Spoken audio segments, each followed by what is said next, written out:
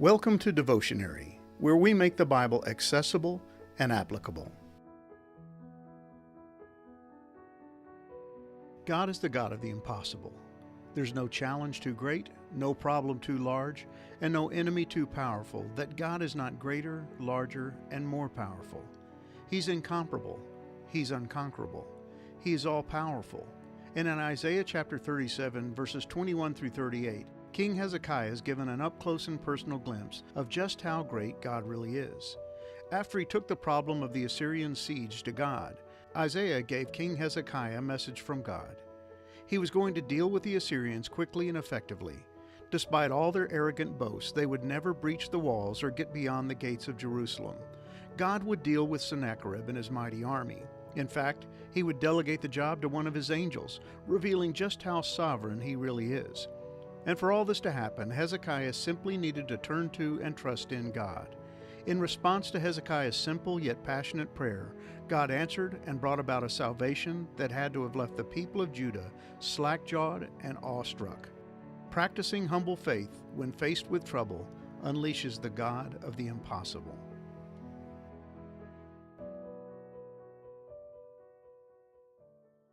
In his moment of greatest need, King Hezekiah had determined to trust God and called out to him for help. He had appealed to God's power, sovereignty, covenant faithfulness, and sole standing as the creator of the universe. Hezekiah took his problem to God Almighty and begged him to look down from heaven and act on behalf of his people. And now Isaiah brings the king a message from God. First, God had a word for Hezekiah. Because you prayed about King Sennacherib of Assyria, the Lord has spoken this word against him. Isaiah 37, verse 21. Hezekiah's trust in God, as evidenced by his prayer of intercession, was rewarded by God's explanation of what was going to happen next. He let Hezekiah know exactly what his plans for King Sennacherib and the Assyrians were going to be. And he delivered a personal message for King Sennacherib as well. Because of your raging against me and your arrogance, which I have heard for myself, I will put my hook in your nose and my bit in your mouth. I will make you return by the same road on which you came. Isaiah 37, verse 29. It's important to remember just how bad the situation was when King Hezekiah prayed his prayer to God.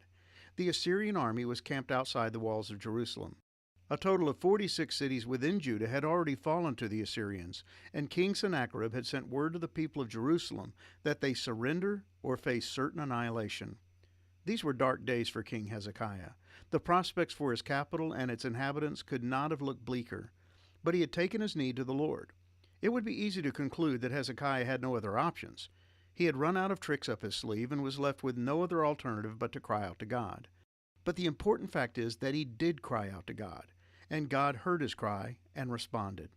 In his humiliated state of despair and need, dressed in sackcloth and completely aware of his own impotence and dependence upon God, Hezekiah had appealed to the Almighty.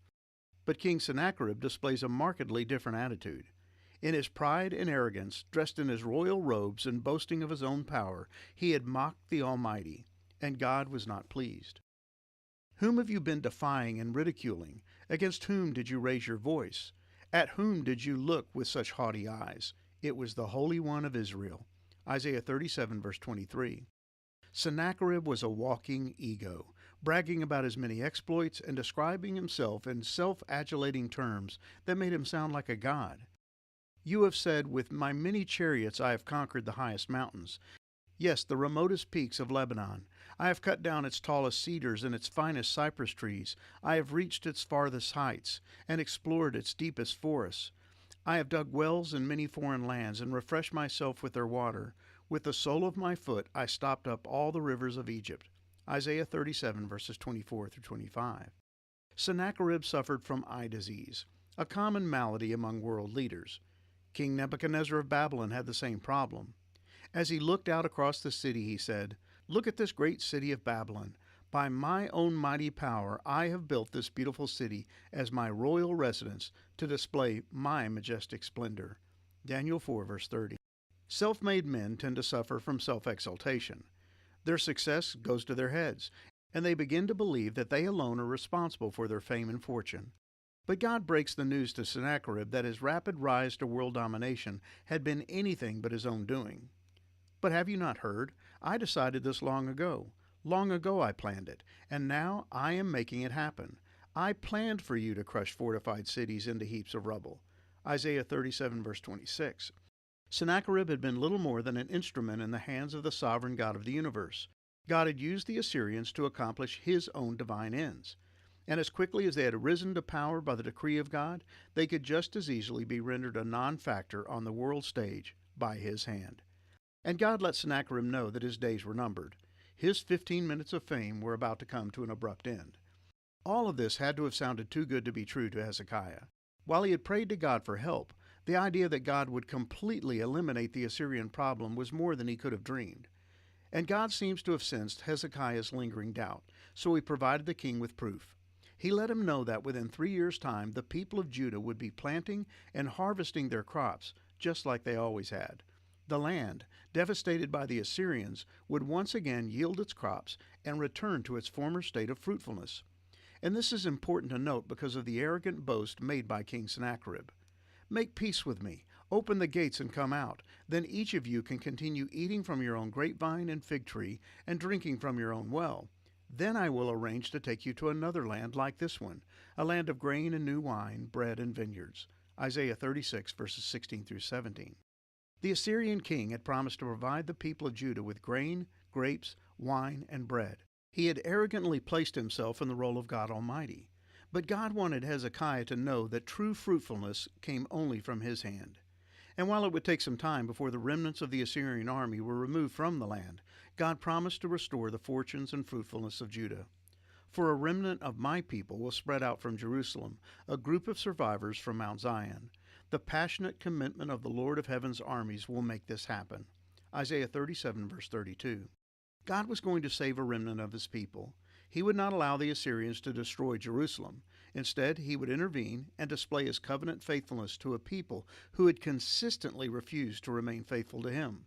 He would redeem them, not because they deserved it, but because he is gracious and a God who keeps his commitments. And God provided Hezekiah with one more detail regarding his plans for the Assyrians. They would never enter the gates of the city. Their boasting and bragging would turn out to be nothing more than idle threats. Not a single arrow would be fired. No siege walls would be built. The entire army of Assyria would disappear as quickly as it had come. And God had a special surprise for Sennacherib and his invincible army. That night the angel of the Lord went out to the Assyrian camp and killed 185,000 Assyrian soldiers. When the surviving Assyrians woke up the next morning, they found corpses everywhere. Then King Sennacherib of Assyria broke camp and returned to his own land.